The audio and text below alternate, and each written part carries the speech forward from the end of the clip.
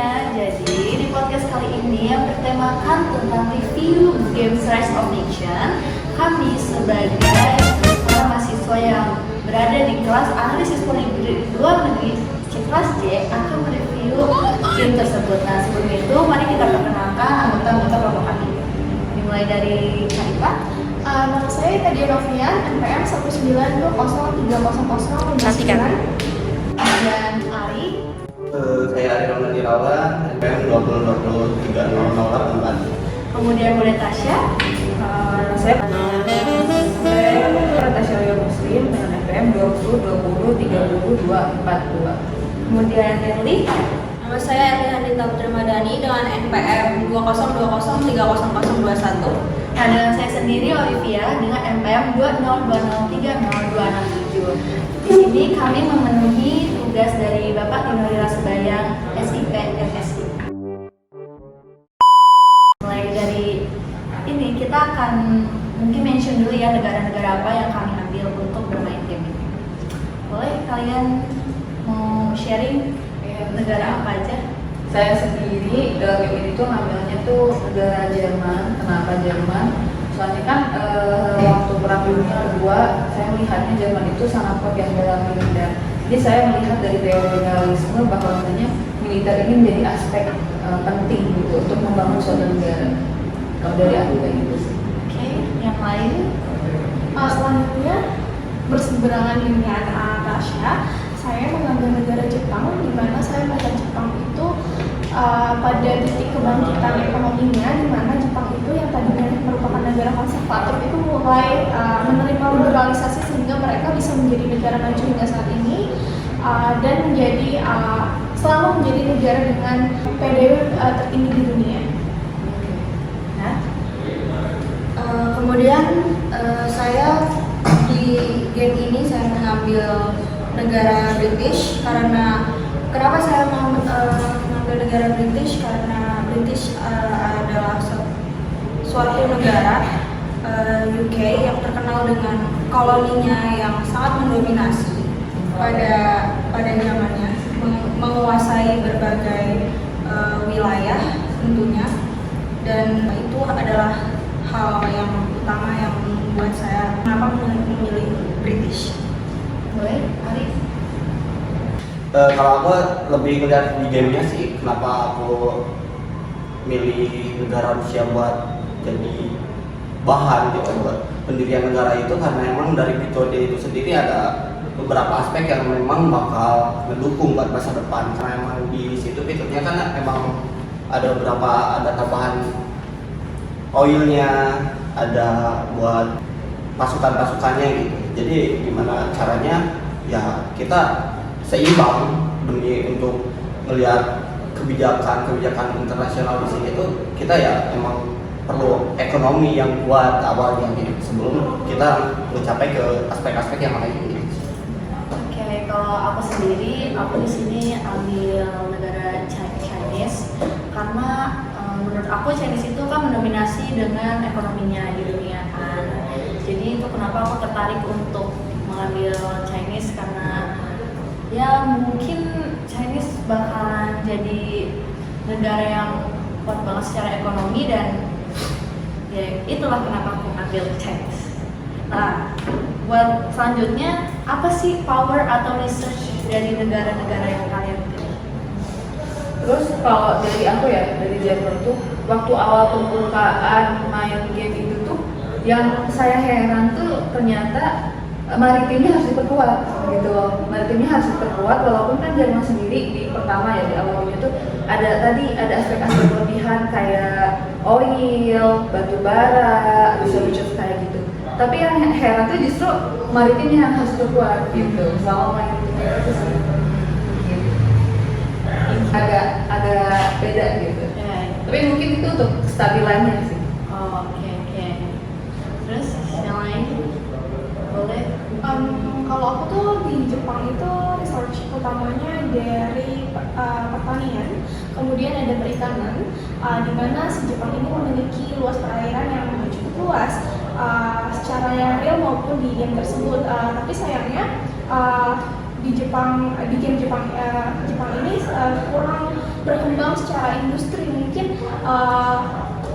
timeline waktu yang saya mainkan mungkin kurang panjang durasinya sehingga saya belum mencapai titik di mana Jepang itu berhasil secara industri. Padahal di dunia nyata Jepang itu telah mengalami modernisasi dari industri menjadi masyarakat industri, di mana mereka bertransisi, tidak lagi berfokus pada pertanian dan perikanan, tapi mereka berfokus membuat barang-barang elektronik, adapun mesin dan juga otomotif yang menjadikan Jepang memiliki basic ekonomi yang kuat dan menjadikan Jepang sebagai negara maju.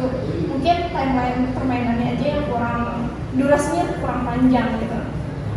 Oh, berarti dari zaman klasik itu udah mulai industri udah mulai. Belum, justru karena research-nya dari pertanian dan perikanan lama sih berkembangnya untuk ke masa industrialisasi itu lama banget prosesnya. Jadi mungkin aku harus lebih lebih lama maininnya supaya aku bisa melihat apakah ini Jepang bisa berkembang sampai sejauh itu gitu, seperti negara aslinya. Next, siapa lagi yang mau sharing? Kalau aku sih kenapa lebih ke Rusia karena emang oilnya ini kan, sedangkan ini sangat memang jadi perdebatan gitu karena ketika di Armageddon itu kan kita melihat bahwa oil itu gak kepake banget kan, jadi itu tuh sebagai tabungan sih menurut aku gitu, tabungan buat masalah-masalah nanti ketika peradaban di industrial kita kayak bisa menggembur-gembur kayak gitu. Sedangkan kalau misalnya dilihat dari pertama main, aku tuh lebih nge-push dari pendidikan sama ini sih, lebih sama ekonomi gitu. Kenapa militeristik itu belum gitu. Betul. Karena emang suatu pengetahuan itu kayak lebih penting sih. Betul. Karena pendidikan sama ekonomi itu kayak kita butuh pendidikan tapi kita butuh hidup. Sedangkan kita hidup itu buat pendidikan gitu. Jadi kayak ngeliat dunia di luar itu kayak lebih apa sih, kita lebih cari tahu dulu. Sedangkan ketika kita udah kaya dari awal dan kita pengetahuannya lebih ini, jadi kita kayak ya udah nggak apa-apa, kita diserang dulu gitu. Mungkin ada sih dari perbatasan negaranya itu kayak ngebangun kasil dulu gitu. Tapi mungkin itu kayak aku lebih ke ekonominya dulu sih. Gitu. Ekonomi sekaligus militer, pendidikan ya? Ya pendidikan. Jadi militer itu kayak soalnya gak bakalan mungkin juga sih, sedangkan ketika kita emang negara awal-awal ini gak bakalan ada yang invasi sih. Soalnya kan kita ngelihat dari beberapa negara itu kan gak tahu kondisi negara kita ketika dibentuk tuh kita udah kaya, apakah kita kuat dengan militernya. Iya sih, sebenarnya tadi nyambung dari Kak Ari ya, dari awal main game tuh yang bikin banyak relate itu sama gimana membangun suatu negara gitu. Setiap mau update, walaupun kayak ke ekonomi, militer, bahkan farm, peternakan, kayak pertanian, itu tuh harus dibarengi dengan pendidikannya. Iya. Jadi pendidikan itu melahirkan kayak militer gitu, Iya. ekonomi gitu. Iya. Jadi up dulu pendidikannya, baru nanti bisa tuh merancang ke aspek-aspek lain. Mungkin aku kurang fokus sama pendidikannya sehingga si aspek ekonomi yang harusnya sudah menuju ke era industrialisasi itu belum tercapai kali ya. Mungkin aku kurang fokus di pendidikannya, jadi si resortnya itu ya berfokus pada era modernisasi gitu. Jadi aku stucknya di pertanian tadi dan mereka padahal seharusnya Jepang itu bisa berhasil di industri gitu ya. Gitu, mungkin masukan untuk aku. Yang lain ada aku sih ada yang pas awal aku main tuh ya, karena aku juga masih belum terlalu menguasai gamenya. Aku tuh baru main masih masa-masa yang benar-benar masa-masa perkembangannya masih nol banget. Itu tuh aku udah diserang. Itu aku udah diserang. Tiba-tiba aku diserang, aku nggak tahu, nggak bisa benar-benar ini aku harus ngapain gitu kan. Nah, belajar dari situ, karena aku nggak mau berakhir dengan secepat itu. Akhirnya pas saat aku mulai lagi tuh, aku pertama kali itu menguatkan militernya tuh aku push banget. Jadi sembari militer aku juga fokus di perekonomian, biar saat aku sedang mengelola perekonomian aku nih nggak ada yang menjajah gitu, nggak ada yang merusuh lah ya, merusuh dia iya biar kayak nggak terintervensi juga gitu. Jadi udah setelah aku merasa aman wilayah aku, baru deh aku mulai ituin perekonomian aku, terus juga sama pendidikan juga gitu. Kalau dari asli gimana? Aku mau tahu nih, kamu kan ngajarnya British ya UK. Nah, jadi kalau dari negara aku sendiri, karena aku ngambil British di game yang tadi aku barusan, sama nih kayak yang tadi Chinese awal-awal kan, karena aku kurang bisa main game juga, jadi awal-awal tuh udah langsung diserang gitu. Nah, karena belajar dari serangan itu, akhirnya aku mulai membentuk strategi militer yang lebih kuat, mulai dari angkatan darat, angkatan laut, sampai angkatan udaranya. Lalu dengan resource yang berasal dari ekspor impor juga, dan adanya aspek pertanian, pertambangan, peternakan juga dalam aspek ekonomi. Itu sih kalau dari aku. Oke, berarti kita mungkin bahas ini kali ya. Bahas strategi apa yang kalian gunakan buat negara kalian gitu. Yang kalian pakai lah. Kalau strategi kan emang dari awal juga kalau aku ya udah nguatin di militer.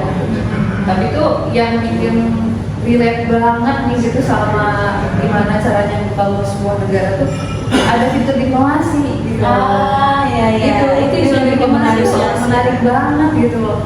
Sampai beberapa kali aku mencoba opening nih kayak kita butuh info nih guys gitu ke klien kita, tapi ternyata ditolak mulu gitu. Mungkin kalau yang negara kamu miliki itu kurang bagi negara yang kamu ajukan. Jadi mereka tuh melihat benefit apa yang mereka bisa dapatkan ketika mereka itu bekerja sama-sama kamu. Jadi mungkin harus diperkuat lagi modalnya dalam diplomasi. Dan itu relate banget sih sama kondisi hubungan internasional secara nyatanya memang seperti itu. Jadi ini benar-benar representatifkan kali ya situasi dunia yang memang it should be like that gitu. Dengan modal yang kuat, maka kerjasama juga bisa dilakukan. Kalau aku sendiri sih ketika udah ekonomi agak sedikit maju ya gitu. Jadi kayak ibaratnya udah ekonomi pendidikan sama itu tuh kayak udahlah, aku tuh kayak ngebangun lagi buat habitatnya gitu. Si lingkungannya itu ya udah dengan seadanya segitu, ibaratnya kapasitasi tanah buat negaranya itu tuh kayak aku maksimalin aja gitu. Karena buat pendidikan sama ini. Jadi ada beberapa ibaratnya dua orang gitu. Jadi aku tuh kayak lebih ke menjelajah gitu. Jadi menjelajah ke negara-negara. Enggak ekspansi. Jadi kayak aku tuh lebih baik kehilangan nyawa rakyat aku gitu daripada kita nggak mengetahui informasi gitu. Itu bukan sebenarnya apa ya, jahat gitu. Ketika aku nerapin kebijakan kayak gitu, tapi itu lebih buat anak cucu kita ketika ngebangun suatu negara itu kayak kepake banget sih. Jadi kita ibaratnya kita nggak tahu nih si negara-negara tetangga kita gitu, ibaratnya dia udah membangun apa aja gitu, apakah dia sudah ada militeristiknya, apa dia ekonominya udah bagus atau enggak. Jadi kita kayak lebih tahu kita harus ningkatin apa setelah ekonomi sama orang-orang pintar ini gitu. Mungkin karena pada masa itu tuh belum ada teknologi informasi yang mumpuni ya, gitu ya. Untuk memperoleh suatu pengetahuan tuh harus dilakukan secara langsung gitu ya. Tapi itu ada potensi di bumi ya tadi. Ya. Ada potensi karena emang aku ngedengar dari kalian ya, ada beberapa kali si negaranya itu kayak udah diserang pas emang awal-awal. Jadi kayak ibaratnya nggak apa-apa lah si dua orang ini kebunuh gitu. Sekarang kan buat ekonomi aku tuh udah bagus loh gitu kan. Buat nyiptain orang-orang baru lagi ibaratnya ke real life gitu, buat susu atau gizi-gizi si anak kecil ini tuh udah bisa ini loh gitu. Berarti emang waktu dari zaman awal, maksudnya dari pertama kali nyiptain negara tuh berarti metode diplomasi yang digunakan itu cuma first step ya, first step. Jadi kayak government to government, step to step, langsung Ya. ke orangnya. Ya, gitu. step to step. Dari diplomasi first step. Kalau aku juga kan aku tadi udah itu militer kan, dari segi militernya tuh aku lebih mendominasikan militer, lalu kemudian aku tuh banyak buka lapangan pekerjaan buat masyarakat buat citizennya gitu kan. Nah, jadi biar mereka tuh punya banyak penghasilan untuk sebagai modal mereka untuk lebih up lagi gitu. Terus tuh karena kan unggulan saya sendiri kan perekonomiannya, jadi dimana aku tuh menjaga pemasukannya itu lebih banyak daripada pengeluaran yang akan aku gunakan untuk membangun negara aku, kayak gitu sih. Aku kayak lebih ini sih, kayak aneh aja sih ketika kalian membangun suatu negara tapi malah militernya dulu loh yang dibangun. Nah, kalau aku belajar dari kesalahan aku pertama yang aku diserang, karena aku udah transisi sama tiba-tiba diserang, aku gak tau apa diserang, jadi yaudah deh aku lebih fokus ke militernya dulu. Aku kayak di perbatasan itu aku kasih pasukan militer, terus juga aku kasih tentara-tentaranya di setiap barang-barangnya itu, terus kemudian juga di wilayah lautannya juga gitu kan. Tapi pernah kepikir gak sih, ini sorry ya, ibaratnya mungkin dari aspek pemikiran aku ya, ketika ada suatu negara, ketika dia ngebangun suatu keamanannya dulu gitu, buat nyerang atau buat bertahan, tapi di sisi lain ada hal yang ini loh, ada yang hal ngehambat gitu, dari cost dan benefitnya itu. Ketika ada beberapa hal yang harus dibayar sama dia, ketika mungkin itu si negara kan ekonominya belum stabil, sedangkan si militeristiknya ini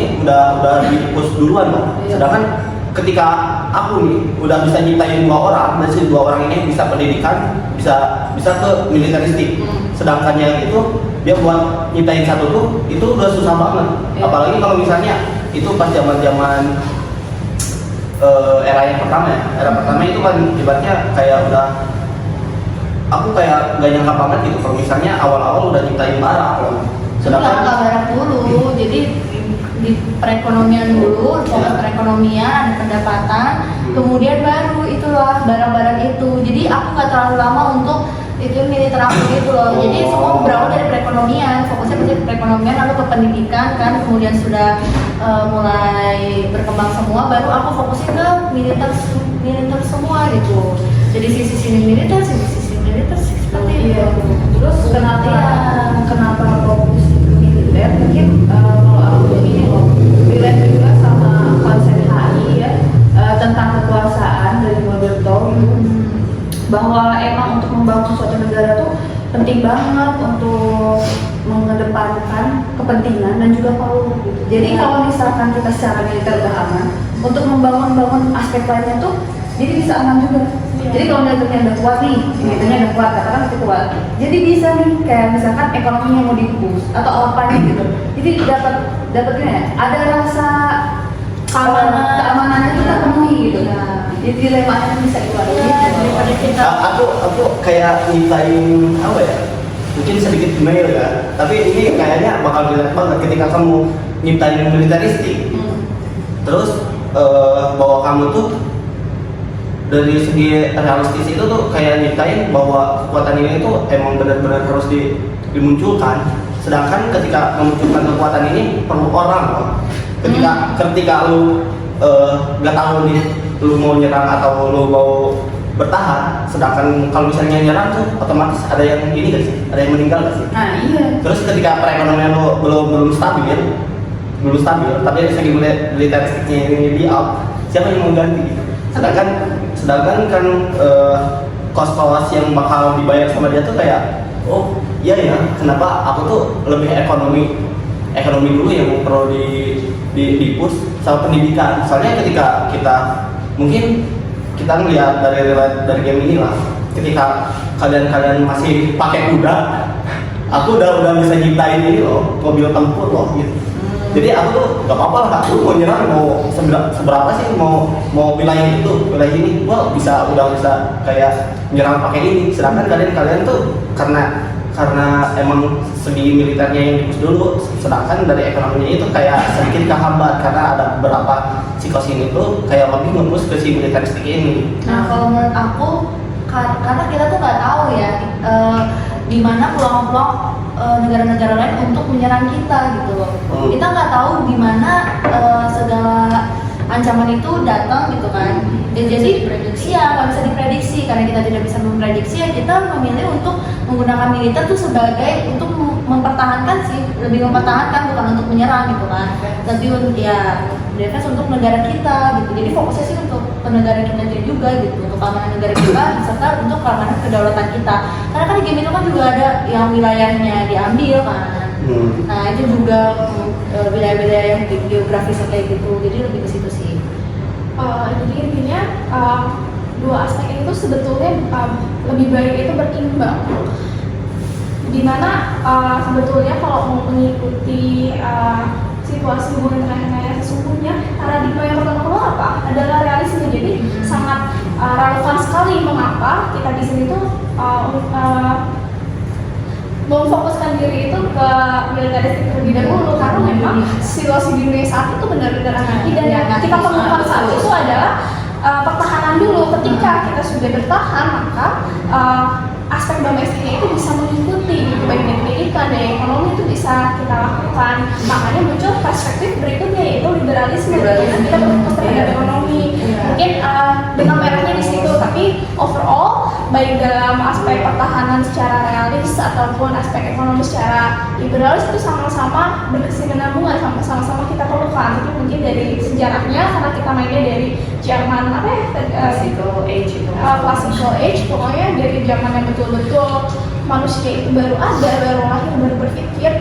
Yang kami perlukan pada saat itu memang pertama itu militeristik. That's why pandangan atau paradigma yang pertama keluar adalah realisme, baru liberalisme. Mungkin benang merahnya di situ. Menarik banget ya teman-teman. Next kita bahas apa lagi? Kemudian sumber pendapatan terbesar negara kalian kali ya? Kalau dari Jerman sendiri dari aspek baju sama emang resourcesnya emang kayak banget. Makanya dari SDM-nya juga perlu ditingkatkan. Ini perlu tuh kalau misalkan mau update tempat-tempat kayak farm atau apa tuh library-nya dulu yang harus dicek, yang harus dilihat gitu loh. Berlaku buat semua kan? Berlaku buat semua. Kalau dari Jepang sendiri memang karena awalnya adalah negara yang agraris, jadi basic resource-nya itu adalah pertanian dan perikanan terutama. Jadi ya pendapatan tertingginya dari situ.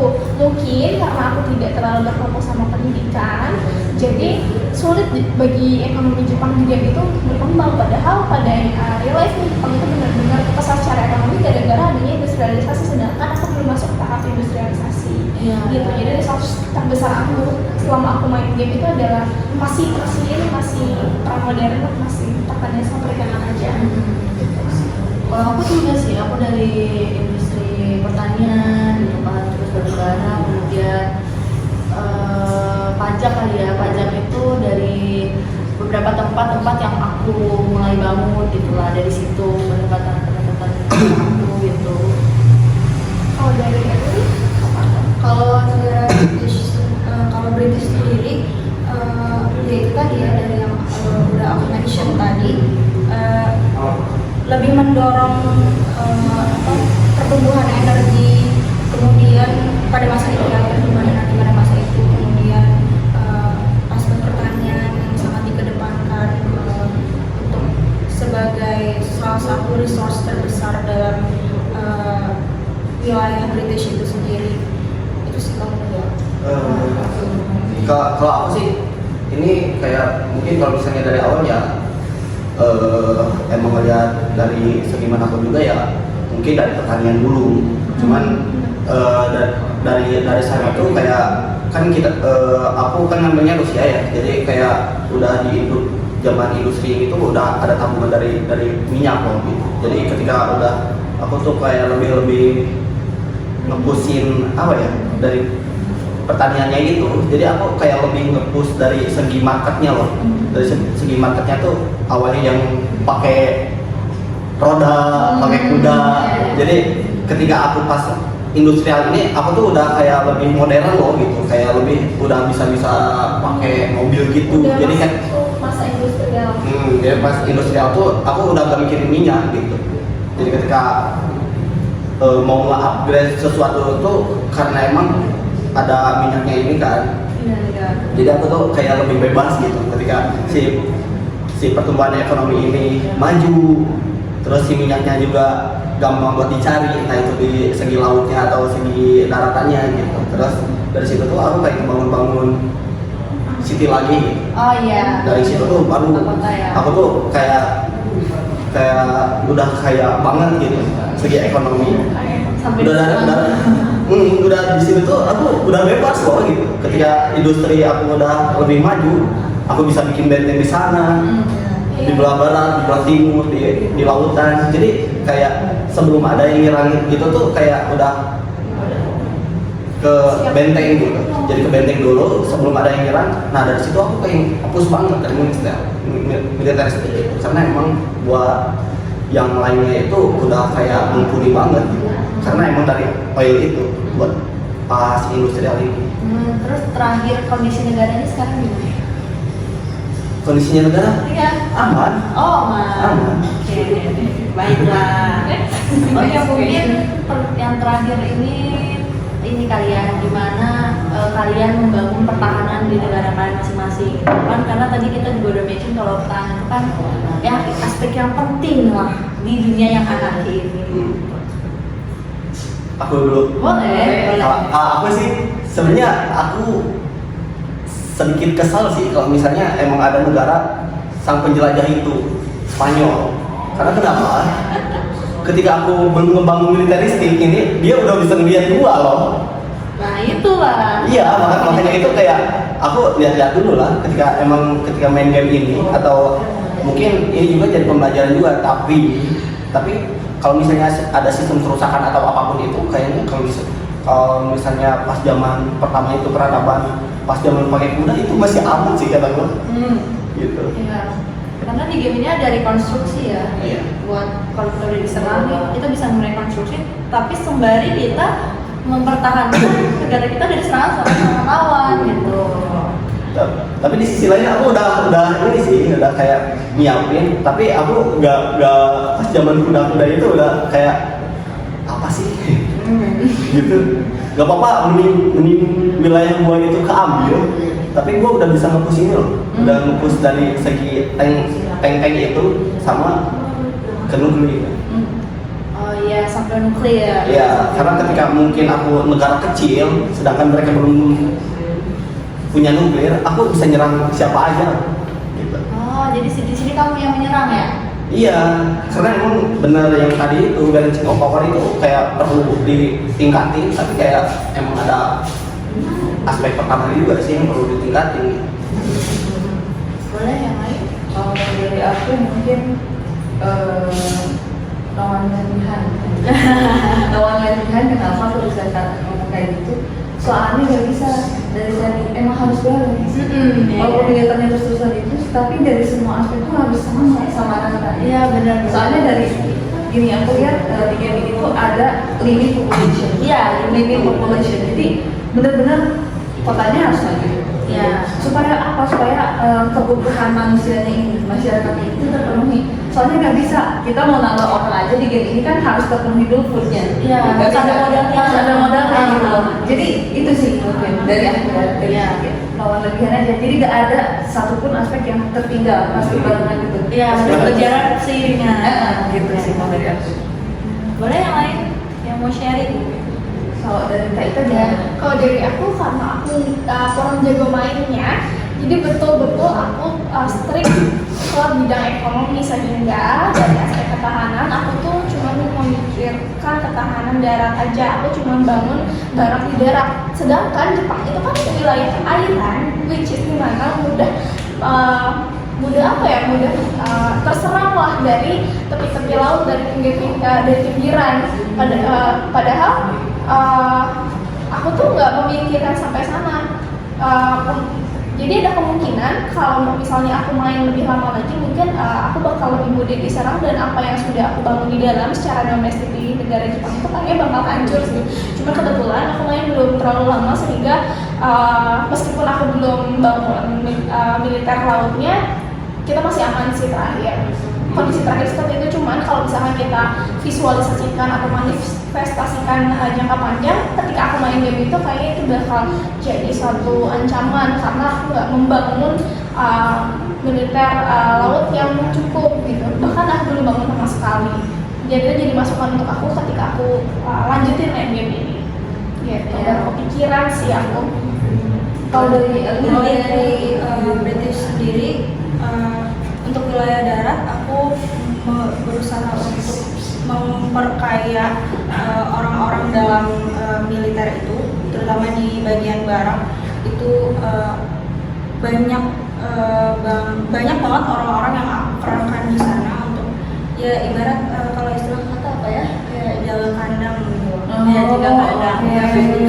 Terus kalau di bagian perairannya juga ada, dan itu dia tadi kayak yang udah aku mention tadi, aku kerahkan banyak tuh kapal-kapal di sana untuk pertahanan negara itu sendiri gitu. Iya, benar-benar. Cuman sayangnya memang masih persediaan senjatanya masih kurang sih kalau aku tadi. Itu aja sih. Jadi dari sisi itu juga kita bisa upgrade militernya, misalkan kekuatan dari prajurit-prajuritnya, Iya. Gitu sih. Nah mungkin yang terakhir penutupan kali ya. Menurut kalian apa sih kesan-kesan atau kritik kesan, ada nggak? Mungkin kan game ini seru banget gitu. Mungkin biar lebih seru masing-masing dari kita kasih 3 kata yang benar-benar Iya. aja. Kalau dari aku seru, keren, dan kritis. Itu bikin aku betul-betul memikirkan bagaimana negara itu bisa maju dan berkembang dinilai dari berbagai aspek. Ya.